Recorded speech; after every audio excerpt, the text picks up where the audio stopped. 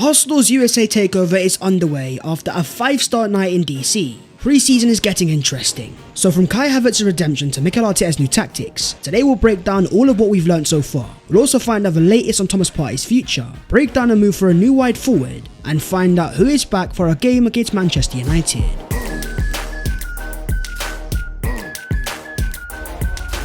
Yo, what is going on guys? My name is Babs14, welcome back to your boys channel. Hope you guys are doing sensational. Your boy is in New York City for the Arsenal pre-season tour. It's all thanks to your guys' support, so as per, smash a like on the video if you enjoy, subscribe to the channel if you are new, and help your boy on his road to 200,000 subscribers. But starting off with Arsenal's statement victory. Arsenal have arrived into the USA with the opening bang. A 5-star performance against the MLS All-Stars, with the star boy Bukayo Saka winning the MVP award. So many different aspects of this game, things that Arsenal fans were able to learn. One of the stand-up performers was Arsenal's William Saliba, a 7.3 overall rating. In 64 minutes, 1 clearance, 2 block shots, 3 tackles, 4 out of 4 ground balls, only lost the ball 1 time, 44 touches, 100% passes completed, as well as 2 accurate long balls. If there were any doubts over Saliba, put them to one side because this guy is back and he means business. While all of the other Arsenal fans struggled in terms of playing out of the back, the pitch was definitely causing issues. Saliba was composed as ever, showing his fantastic recovery pace, winning the ball back time and time again. At 22 years of age, after a standout first season in the Premier League, cut short after an injury, and Saliba said he had unfinished business. I'm expecting a massive season. You also had an intriguing role for Leandro Trossard. Once again, Mikel Arteta starting him as a left-sided number 8. His goal was spectacular. The ball striking on point into the top right-hand corner. His heat map shows something very intriguing, playing all over the left-hand side from out wide to coming inside. Within 56 minutes, he scored 1 goal, had 14 accurate passes, 2 key passes, 1 big chance created, as well as 2 successful dribbles. If we're talking about technical ability, Trossard is up there with the very best in this Arsenal team. So comfortable in tight spaces and able to make things happen. Last year, we saw his playmaking ability. 12 assists inside the Premier League. Mikel Arteta is evolving his team once again. With the arrival of Declan Rice, Arsenal have the defensive security to have 2 attack-minded dual number 8s. Arteta wants to defend with 5 strong defenders, and then have a front 5 of 2 attacking midfielders and a very fluid front 3. Seeing Trossard play in midfield, his low centre of gravity gave me vibes of a Santi Cazorla. He was taken off in this game via an injury, but after the game Mikel Arteta confirms, we didn't want to take a risk, he took a knock, don't expect it to be anything big. You then had the debut for Declan Rice. Coming on in the 64th minute, a standout ovation from the Arsenal fans in the crowd. The excitement was there to be seen. What stood out to me was his understanding of the number 6 role, fitting into the team with ease. Rice's ability to always be available off the ball gave Arsenal ability to control the game.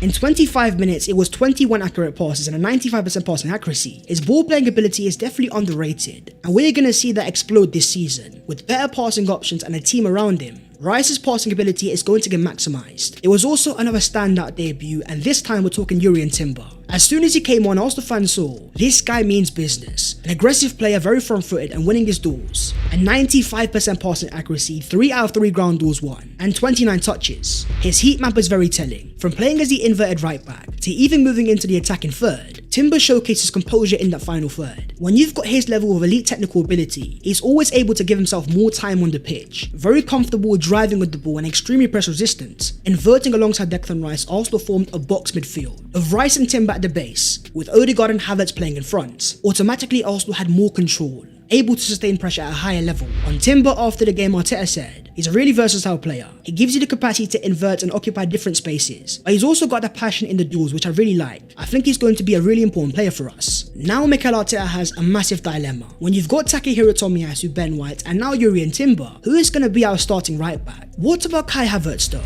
The night before in the All-Star game, Havertz was a massive talking point across all of social media, failing to convert a single attempt in a cross and volley challenge. This time it was redemption, arriving into the box, taking a touch, and volleying it into the back of the net. After on social media, Havertz tweeted, "Have that." But in all seriousness, really nice feeling to get my first Arsenal goal. Thank you to all the fans for the amazing support this week. Havertz has seen the disrespect and he wanted to prove a point. A standout performance in the second half. A 7.7 rating with 1 goal scored, 33 touches, 92% of his passes completed, 2 key passes, 1 shot on target, 1 successful dribble, 2 ground balls won, and 3 out of 3 in the air. Havertz wasn't playing as a left-sided number 8. His heat map shows a player that was given freedom, drifting from the left to right hand side. This is all a part of Mikel Arteta's plan. He wants Havertz as a drifting number 10, a fluid attack alongside Martin Odegaard, who's able to drop off deeper and help build up. That will maximise Havertz's ability to arrive late in the box. His movement has always been standout, why he was scoring so many goals for Bayer Leverkusen. As Arteta says after the game, Havertz gives us something different. His height, for example, he can be a target man. He's playing as an attacking midfielder for now. I am sure throughout the season he will be used in different positions. Arsenal are about to become even more unpredictable. With the signings of Timber, Rice and Havertz, we have different ways of playing now,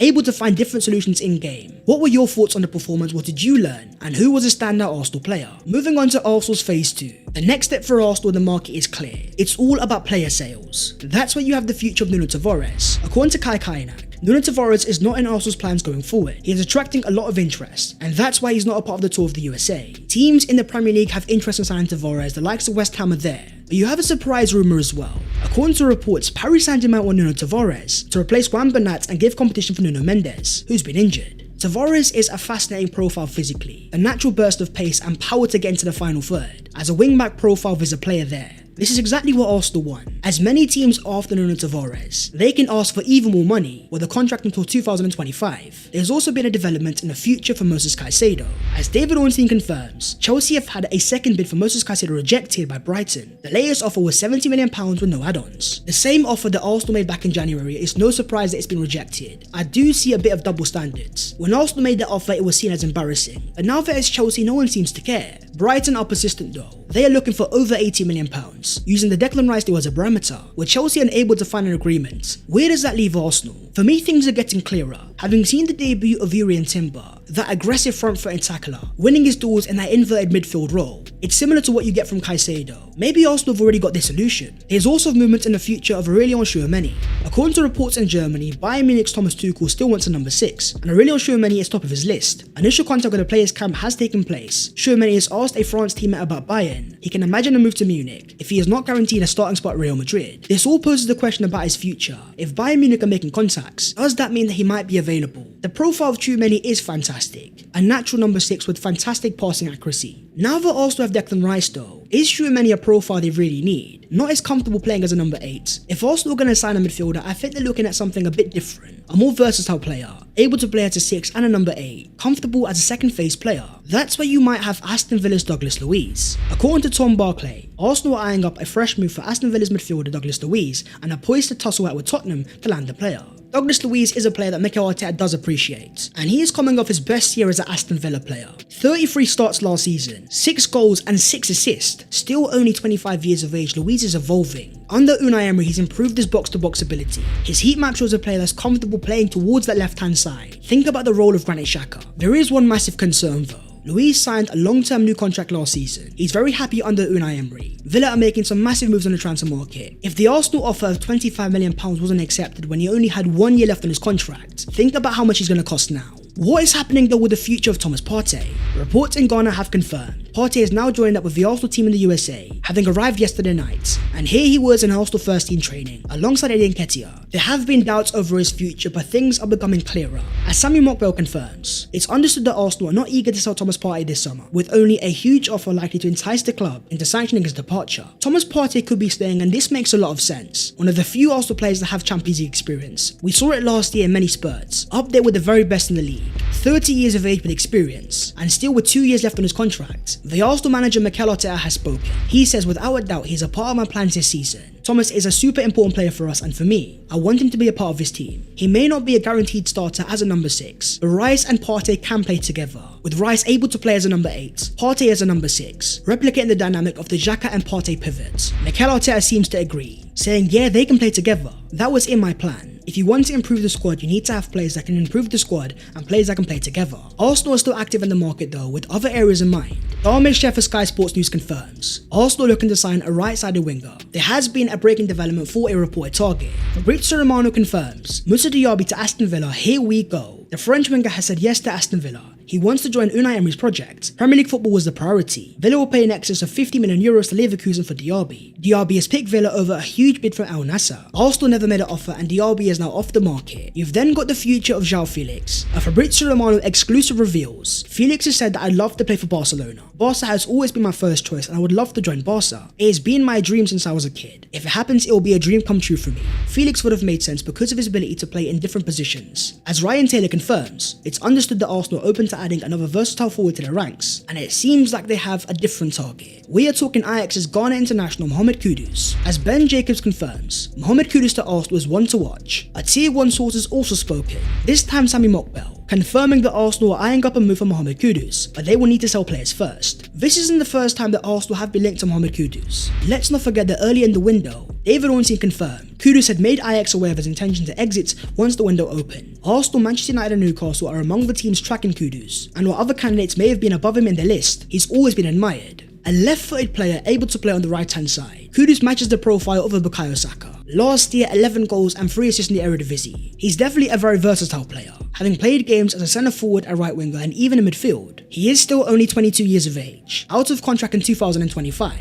The reliable team losing ticks has spoken though, confirming that Kudus is Arsenal's second choice right wing option. That then poses the question, who is Arsenal's number 1? There is a gargantuan opportunity developing in Paris. Fabrizio Romano confirms that PSG consider Kylian Mbappe for sale starting from today. PSG feel Mbappe wants to leave for free in 2024. He did not communicate anything despite Al Khalifi's public statement, and PSG have now decided to exclude Kylian from their tour of Japan. Of course, Real Madrid are the standout option, but a move to the Premier League has always been a possibility. The Independent have reported Arsenal would be Mbappe's number 1 choice if he were to come to the Premier League. That's not a surprise because Arsenal are one of the most exciting projects inside the league. This would be a game-changing opportunity, but it's one that I think is very unrealistic. Not just in terms of wages, but also in terms of effect on the dressing room. Mikel Arteta has worked very hard to build an environment full of humble players that are always willing to learn. A sense of constant togetherness. Mbappe has always been a bit of a drama queen, but if you were in charge of the Arsenal finances, what would you do? Do you think Arsenal should throw their hat in the ring and try to sign Kylian Mbappe? Moving on to the other Arsenal news today.